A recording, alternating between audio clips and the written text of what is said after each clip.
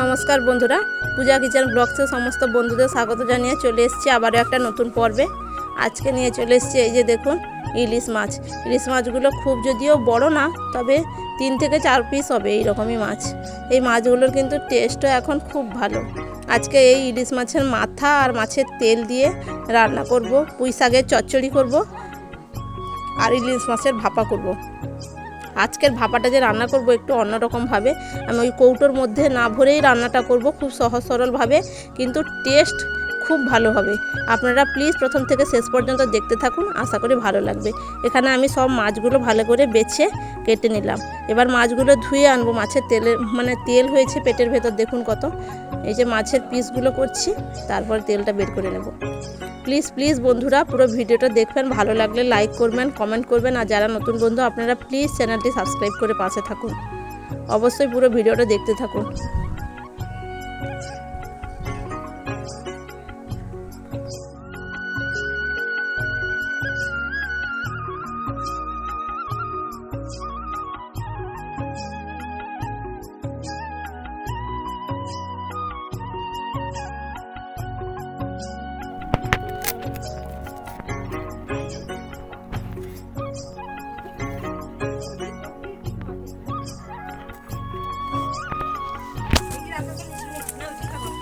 আমি রুটি খাবার ঘরে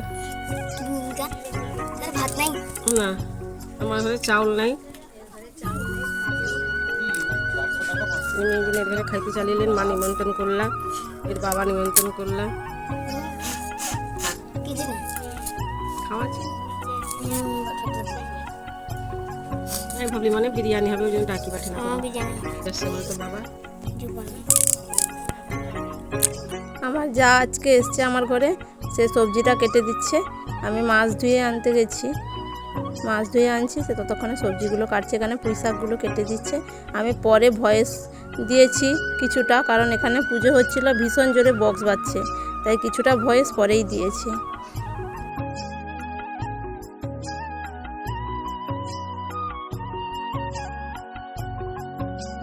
যদি কাটি পেকে দিয়ে দেখি বুটা কি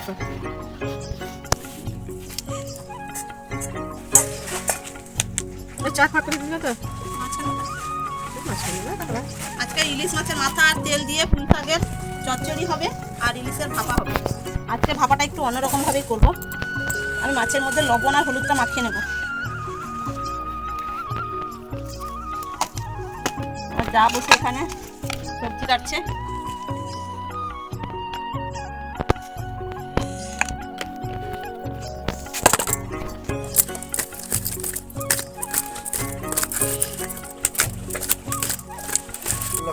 এখানে সর্ষে, আমি দুটো তরকারিতেই সর্ষে লাগবে, তাই একটু বেশি সর্ষে বাটছি। সর্ষের সঙ্গে পেঁয়াজ একসঙ্গেই বেটে নেব। আমরা কিন্তু ইলিশ মাছের তরকারিতে পেঁয়াজ দিয়েই খাই।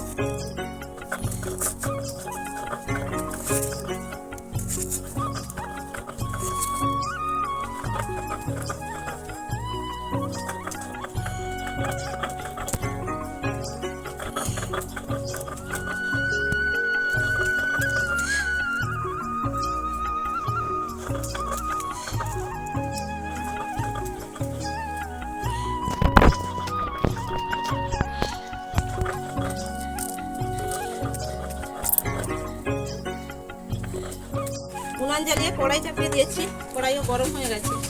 সরিষার তেল দিয়ে দিলাম। এখানে দিয়ে দেবো দুটো মাথা ইলিশ মাছের, আর এই যে মাছের তেল। চচ্চড়ি রান্না করবো, এগুলো একটু প্রথমে ভালো করে ভেজে নেব।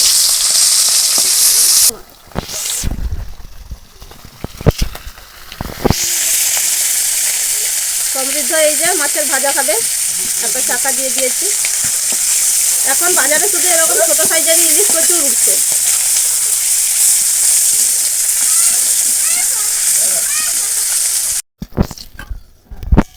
তোর মাছ ভাজা হয়ে গেল, তেল দাও। বেশি তেল ভালো না, অল্প একটু।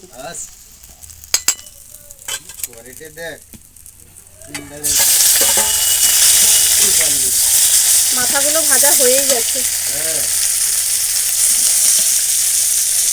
পেঁয়াজ কুচি, কয়েকটা কাঁচা লঙ্কা ছেঁড়া,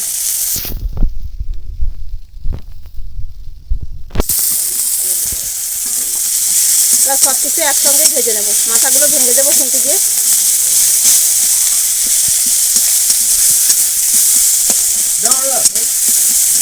আমার ঠিক যদি কাজ আছে। পেঁয়াজ, মাছের মাথা সব ভালো করেই ভাজা হয়ে গেছে, দিয়ে দেবো 5 ফোড়ন।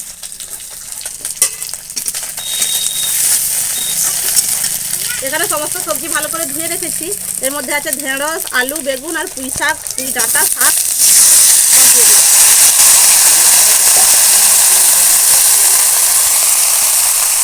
লবণ,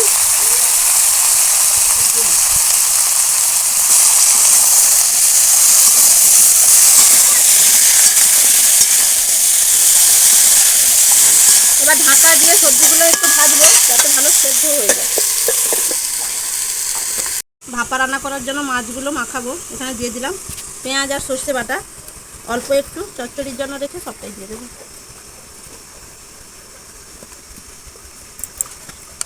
মাছের মধ্যে হলুদ মাখানো আছে, তাই অল্প পরিমাণে হলুদটা দিলাম। লঙ্কা গুঁড়ো, লঙ্কাটা কেউ যদি কাঁচা লঙ্কা শুধু ব্যবহার করতে চান সেটা করতে পারেন। আমি এর মধ্যে লঙ্কা গুঁড়ো দিলাম, আর এই যে দেখুন 2টো কাঁচা লঙ্কা এখানে দিয়ে দিলাম।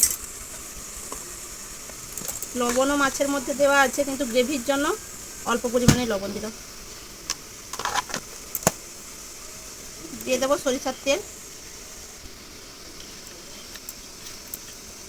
এবার এটা ভালো করে মাখিয়ে নেব।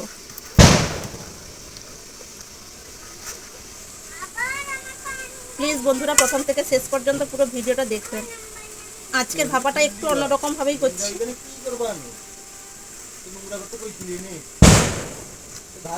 এটা ভালো করে মাখানো হয়ে গেছে, এবার মাছগুলো এর সঙ্গে মাখিয়ে নেব।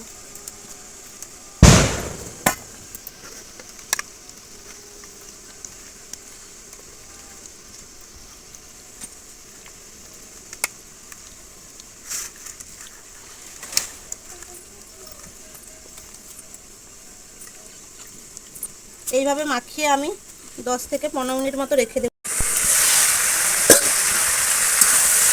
সবজিগুলো অনেকটাই সেদ্ধ হয়ে গেছে, আলু পুজাটা অনেকটাই সেদ্ধ হয়ে গেছে। এবার বাকি মশলাগুলো সব দিয়ে দেবো। হলুদ গুঁড়ো, সর্ষে আর পেঁয়াজ বাটা,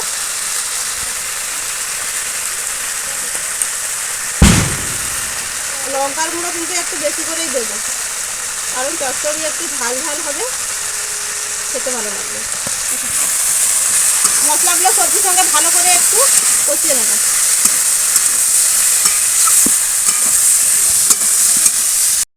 সব কষানো একদম ভালো করে হয়ে গেছে। এবার এটা মশলা ধোয়া জল, বাকি আরও অল্প একটু জল দেবো।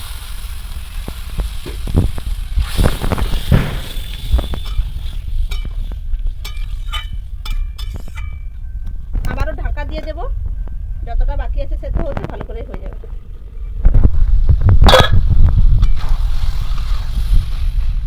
ইলিশ মাছের মাথা তেল দিয়ে পুঁই শাকের চচ্চড়ি একদম পুরো রেডি হয়ে গেছে। এবার নামিয়ে নেব।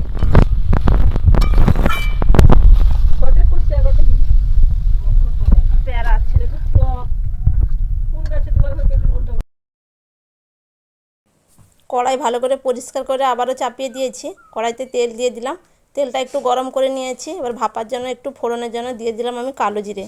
এবার মাখিয়ে রাখা মশলা মাখানো মাছটা এবার দিয়ে দেব, দিয়ে একটু একবার তেলের মধ্যে নাড়িয়ে নেব। তারপর এই মানে থালাটা ধুয়ে জলটা দেব, তবে জলটা কিন্তু খুব বেশি একদম দেব না, পরিমাণ মতো অল্প করেই একটু দেবো জল, যাতে গ্রেভিটা থাকে। আর এই ভাপাটা খেতেও অসম্ভব টেস্টি হয়। এটা একদম একসঙ্গে হয়ে যায়, আর কৌটোর মধ্যে ভরা, কৌটো খোলার এই ঝামেলাটা থাকে না, কিন্তু টেস্ট খুব ভালোই হয়। এবার একটু জল দিয়ে দিলাম, এবার ঢাকাটা দিয়ে দেবো। ঢাকা দিয়ে দিলে মাছটাও সেদ্ধ হয়ে যাবে খুব ভালো করে।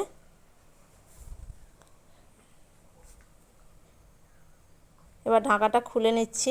মাছগুলো একবার কিন্তু উল্টে নিয়েছিলাম, আবারও একবার উল্টে দিয়েছি। এবার দেখুন একদম রেডি হয়ে গেছে, তাই উপর থেকে একটু কাঁচা সরিষার তেল দিয়ে দিলাম। এবার নামিয়ে নেব। বন্ধুরা প্লিজ এইভাবে একবার ভাপা রান্না করবেন, সত্যি ভালো লাগবে। দেখুন আরও একবার আমি মাছগুলো উল্টে নিয়েছি, একদম পুরো রেডি হয়ে গেছে। এবার আমি নামিয়ে নেব। দেখুন খুব বেশি একদম যে গ্রেভি নেই, মোট গায়ে গায়ে করে গ্রেভিটা করেছি, যেটা ভাতের সঙ্গে মাখিয়ে খেতে ভীষণই ভালো লাগবে। ঢেলে নিলাম।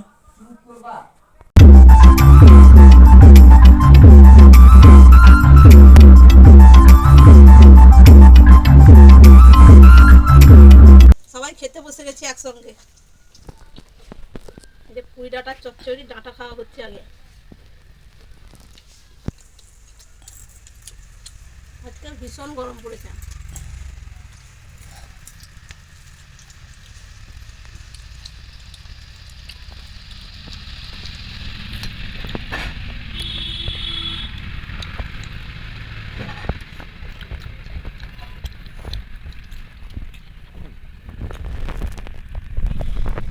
সমৃদ্ধর এখন ইলিশ মাছের ভাজা খাওয়া চলছে।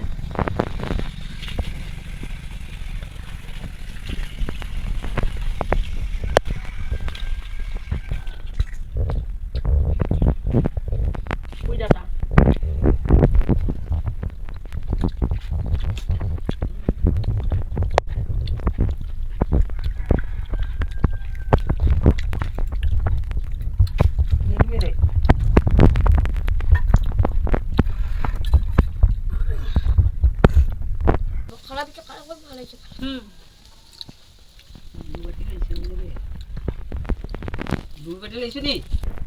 চচ্চড়ি দিয়ে ভাত খাচ্ছি। চচ্চড়িটা খুব সুন্দর হয়েছে, ভাত খাওয়া হচ্ছে। আর মাছের ভাপা হয়েছে, ইলিশ মাছের ভাপা হয়েছে। আর দেখে তো কালারটা খুব সুন্দর লাগছে, খেতেও ভালো লাগবে।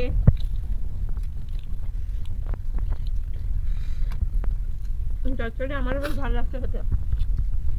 ইলিশ মাছের মাথা তেল পড়েছে, ভালো হওয়ারই কথা।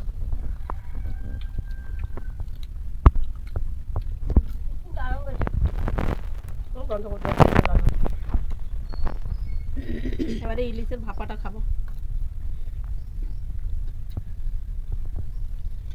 কাঁচা লঙ্কাও সেদ্ধ হয়ে গেছে সঙ্গে।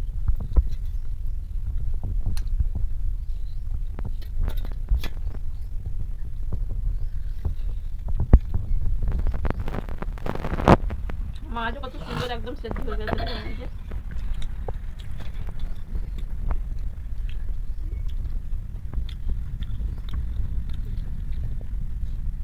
মাছের তো টেস্ট দারুণ টেস্ট।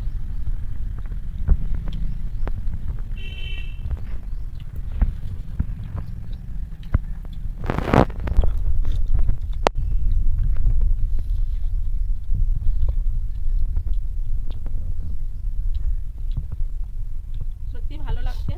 এইভাবে ভাপা বন্ধুরাও রান্না করবেন, ভীষণ ভালো লাগবে। এই কৌটোর মধ্যে না ভরেও এরকম ভাপাও খেতে বেশি ভালো লাগছে। আপনাদের কেমন লাগলো অবশ্যই কমেন্ট করে জানাবেন। আমাদের তো ভালোই লাগছে।